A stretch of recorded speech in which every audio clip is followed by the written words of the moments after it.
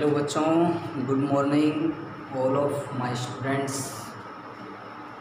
तो देखिए बच्चों, आज हम चैप्टर 3 स्टार्ट करते हैं। चैप्टर नंबर 3 का क्या नाम है? Pair of linear equations in two variables. ठीक है, तो सबसे पहले हम देखेंगे लीनियर इक्वेशन क्या होती है। लीनियर इक्वेशन, ठीक है। वेरिएबल मैं बता चुका हूँ। वेरिएबल क्या होती है? A symbol whose numerical value is does not fixed. ठीक है, मतलब फिक्स ना हो, ठीक है, वो वेरिएबल होगा। तो देखिए लीनियर इक्वेशन क्या होती है। Linear equation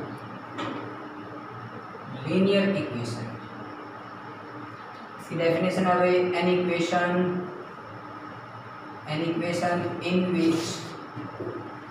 in which variables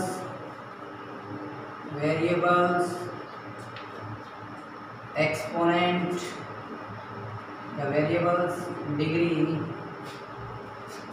is 1, उसको बोलेंगे लीनियर इक्वेशन। मतलब एक इक्वेशन जिसमें वेरिएबल्स की जो डिग्री है वो क्या हो? 1। ठीक है, इसको हिंदी में बोलेंगे कि रैखिक समीकरण। रैखिक समीकरण कौन सी होगी? कि एक ऐसा समीकरण जिसमें चर की घात क्या हो? 1 हो। ठीक है, जिसमें चर की घात कितनी हो? 1 हो, उसको बोलेंगे रैखिक समीकरण। ठीक है, क्या बताया अभी? Linear equation, an equation in which contains या इन विच वेरिएबल्स डिग्री इज 1। ठीक है, वेरिएबल की डिग्री क्या होनी चाहिए? उसमें 1 होनी चाहिए, तो उसको बोलेंगे लीनियर इक्वेशन। ठीक है, अब है linear equation in two variables. क्या भाई? Linear equation in two variables. Linear equation in two variables. देखो 8th क्लास में हमारा चैप्टर होता ही था लीनियर इक्वेशन इन 1 वेरिएबल। ठीक है, मतलब एक चर वाले रैखिक समीकरण। लेकिन अब 10th क्लास में कौन से पढ़ रहे हो आप? कौन से? रैखिक समीकरण 2 चरों वाले, यानी लीनियर इक्वेशन इन 2 वेरिएबल्स। ठीक है, 2 वेरिएबल्स में चलेंगे, अब 2 चरों में समीकरण चलेंगे हमारी। ठीक है, तो देखिए इक्वेशन, इसकी डेफिनेशन लिखिए, an equation in which contains two variables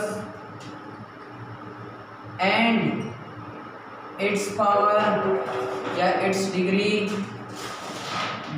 is 1 is called क्या भाई?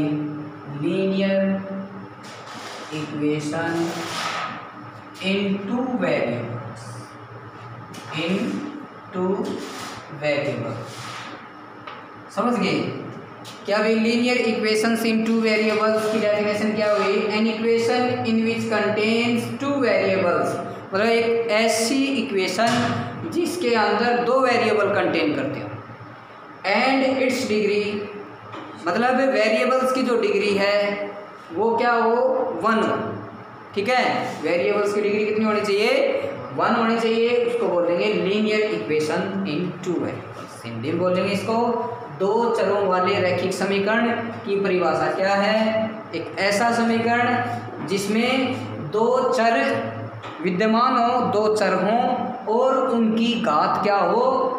1 हो। ठीक है, उसको बोलेंगे क्या भाई? 2 चरों वाले रैखिक समीकरण। ठीक है, तो जितने भी क्वेश्चंस देखोगे आप पूरे चैप्टर के अंदर, वो 2 चर मिलेंगे आपको, 2 वेरिएबल्स मिलेंगे और उनकी डिग्री हमेशा क्या मिलेगी आपको? 1 मिलेगी। मतलब उनकी घात क्या मिलेगी आपको? 1 मिलेगी। ठीक है, तो देखिए फिर नंबर ऑफ सॉल्यूशन, कई बार आ जाता है 1 नंबर में question, number of solutions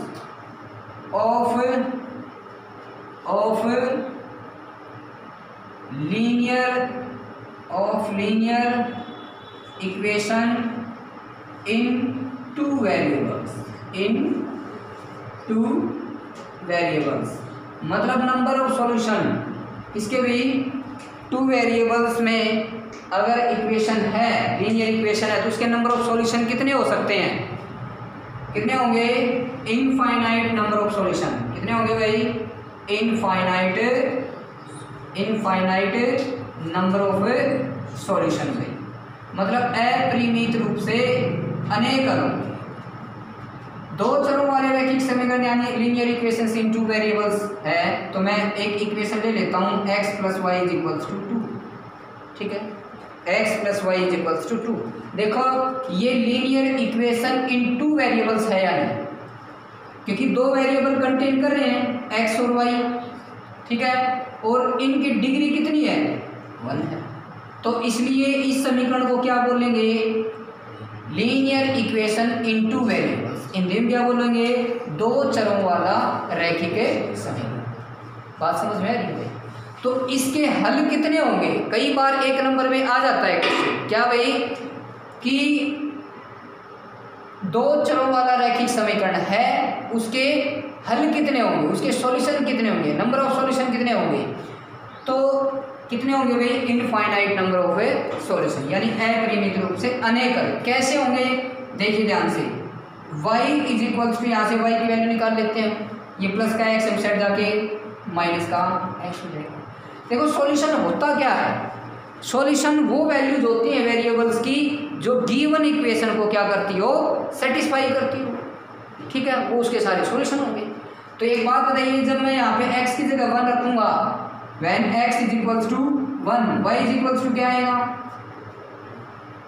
x = 1 रखेंगे तो y = क्या आएगा? 1। अरे x की जगह 1 रखोगे, 2 - 1 क्या आ गया? 1। तो एक सॉल्यूशन क्या बन गया? 1, 1। इसी तरह से x की जगह क्या रख सकते हो आप?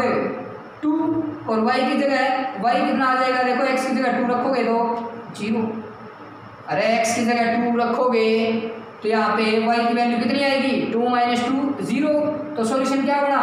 पहले x की वैल्यू रखनी है और बाद में y की वैल्यू रखनी है। ठीक है, तो ये सॉल्यूशन आते जा रहे हैं। और भी तो वैल्यू रख सकते हो भाई, x = 5 रख दिया, माइनस में भी रख सकते हो। तो y = बोलिए कितना आएगा? यहाँ पे 5 रखोगे, 2 - 5 कितना आ जाएगा? -3। x का पहले रखना है, y का बाद में रखना है। ये सारे के सारे क्या है? सॉल्यूशन है इस इक्वेशन की। अब चेक करना है आपने ये सॉल्यूशन है या नहीं है। तो ये x की वैल्यू थी स्टार्टिंग वाली, ये y की वैल्यू थी। अब ये दोनों वैल्यू यहाँ पे रख के देखिए, left hand side right hand side दोनों बराबर आ जाएंगी। देखना, x की जगह 1 रखा, y की जगह 1 रखा, 1 + 1 कितना आया? 2। तो सॉल्यूशन हो गया भाई। अब देखिए x की पहले वाली जो वैल्यू वो x की है, दूसरी वाली वैल्यू y की है। तो यहाँ पे x की जगह कितना रखोगे? 2, y की जगह 0, 2 + 0 कितना आया? 2। बात समझ में आ रही है? इसी तरह से x की जगह 5 रखोगे, y की जगह -3 रखोगे तो 5 - 3 कितना आया? और भी तो वैल्यू रख सकते थे। तो इस तरह से हम कह सकते हैं कि number of solution of linear equations in two variables, linear equations in two variables में क्या हो जाएगी? Infinite number of solution. तो याद रखना क्या भाई, लीनियर इक्वेशंस इन टू वेरिएबल्स में नंबर ऑफ सॉल्यूशन क्या होंगे? इनफाइनाइट होंगे। बात समझ में? हाँ, अब देखिए जो चैप्टर हमारा है, चैप्टर का क्या नाम है? Pair of linear equations in two variables. ठीक है, दो चरों वाले रैखिक समीकरण। ठीक है, तो इसमें देखते हैं कि दो चरों वाले जो रैखिक समीकरण होंगे, युग्म, जोड़े, ठीक है, उनकी जो पॉसिबिलिटीज़ हैं, मतलब वो दो लाइंस हैं, दो लाइंस जो हैं वो किस तरीके से हो सकती हैं? 3 टाइप से हो सकती हैं दो चरों वाले रैखिक समीकरण। ठीक है, कैसे? एक तो दोनों लाइंस जो हैं, दोनों रेखाएं हैं, वो हो सकता है कि एक दूसरे को काटती हो सकता है कि दोनों रेखाएं जो हैं, दोनों लाइंस है वो क्या हो? समानांतर हो। ठीक है, यानी पैरेलल हो। ठीक है, एक और हो सकती है कि हो सकता है दोनों लाइन से क्या हो? कोइंसिडेंट हो। इट मीन्स संपत्ति हो। संपत्ति मतलब एक दूसरे के ऊपर आ रही हो। ठीक है, तो मतलब 3 पॉसिबिलिटीज़ होती हैं। तीनों पॉसिबिलिटीज़ को 1 बाय 1 यहाँ पे देखेंगे। उससे पहले हम देखेंगे कि भाई स्ट्रेट लाइन की इक्वेशन क्या होती है? स्ट्रेट लाइन की इक्वेशन, स्ट्रेट लाइन की इक्वेशन ध्यान रखना, जनरल इक्वेशन जो होगी वो क्या होगी, यहाँ पे लिख देता हूँ, equation of straight line in general form, in general form क्या होती है, A X plus B Y plus C is equals to, ये जनरल इक्वेशन है क्या भी, स्ट्रेट लाइन की इन टू वेरिएबल्स के अंदर, क्या भी, A X plus B Y plus C is equals to 0। ध्यान रखना वेयर ए और B does not equal to 0। ये किसकी इक्वेशन है, equation of straight line in general form of लिख लीजिए, ऑफ टू वेरिएबल्स या इन टू वेरिएबल्स लिख लीजिए, ऑफ लिख लीजिए, of two variables, of two variables, ठीक है। मतलब स्ट्रेट लाइन जनरल फॉर्म में किसकी, टू वेरिएबल्स की, ठीक है। वो क्या होगी, A X plus B Y plus C is equals to 0। ध्यान रहे ए और बी यहाँ पे 0 नहीं होने चाहिए, मतलब इसको दो चरों वाले जो समीकरण है, दो चरों वाले रैखिक समीकरण जो हैं उसमें एक सरल रेखा की जो समीकरण होगी वो क्या होगी, A X plus B Y plus C बराबर 0, ठीक है। अब देखते हैं ये जो स्ट्रेट लाइन की इक्वेशंस हैं टू वेरिएबल्स के अंदर, ये पेयर में चलेंगी, दो दो समीकरणें चलेंगी आपकी, ठीक है। उनकी पॉसिबिलिटीज देखेंगे, अब इसको एक बार नोट डाउन कीजिए फिर आगे चलते हैं। अब देखिए possibilities of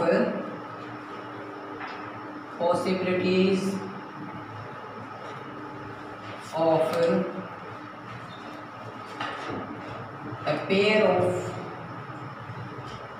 pair of linear equations in two variables, ठीक है। मतलब जो रैखिक समीकरणों के जो युग्म होंगे उनकी संभावनाएं हैं वो कौन कौन सी हैं। पहली कि दोनों लाइंस क्या, दो पेयर ऑफ लीनियर इक्वेशंस हैं, ठीक है। तो वो किस फॉर्म में हो सकती हैं, जैसे कि इंटरसेक्टिंग हो सकती हैं वो लाइंस, इंटरसेक्टिंग,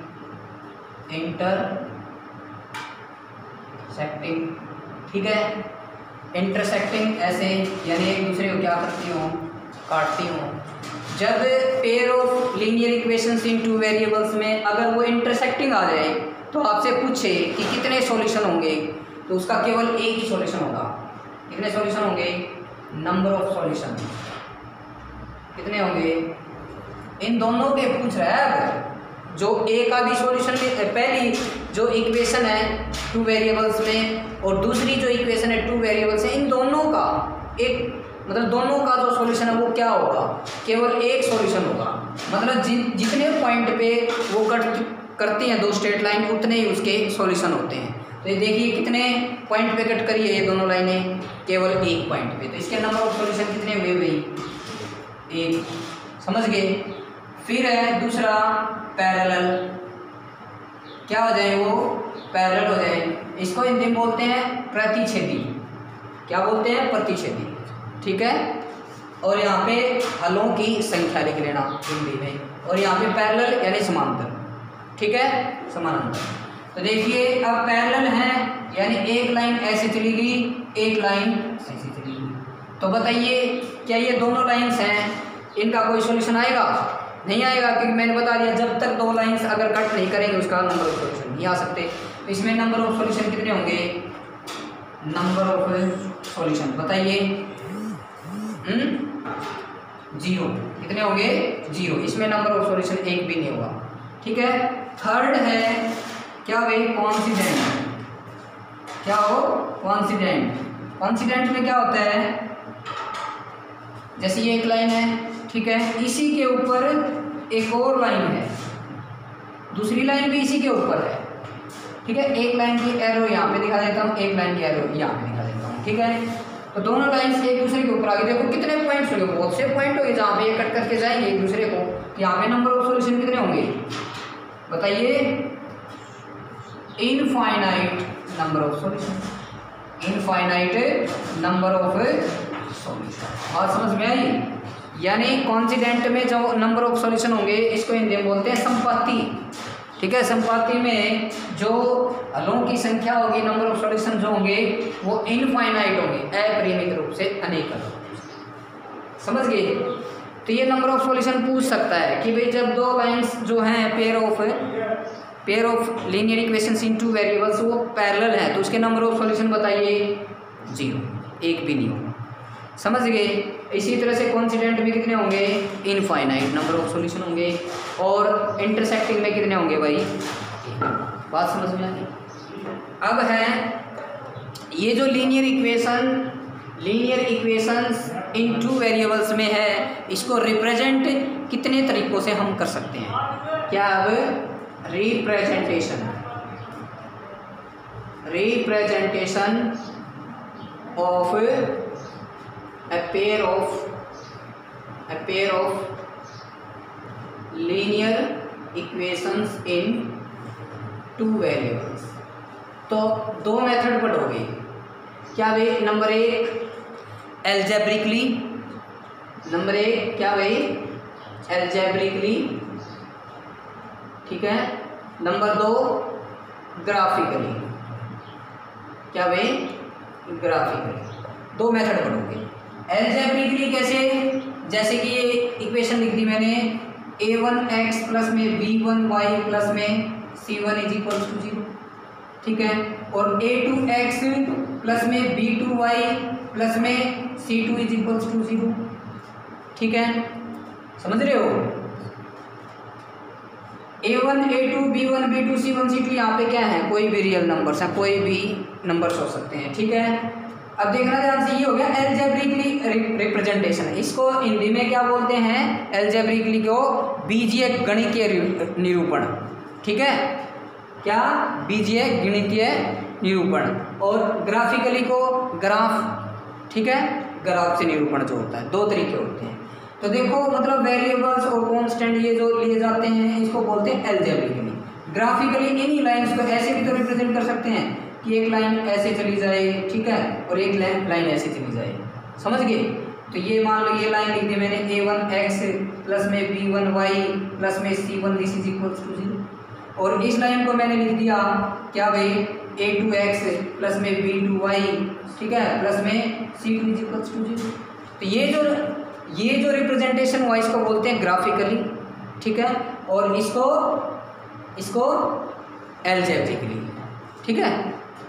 तो इस तरह से हमने इंट्रोडक्शन को कंप्लीट कर लिया है। कल करेंगे हम एक्सरसाइज 3.1, ठीक है।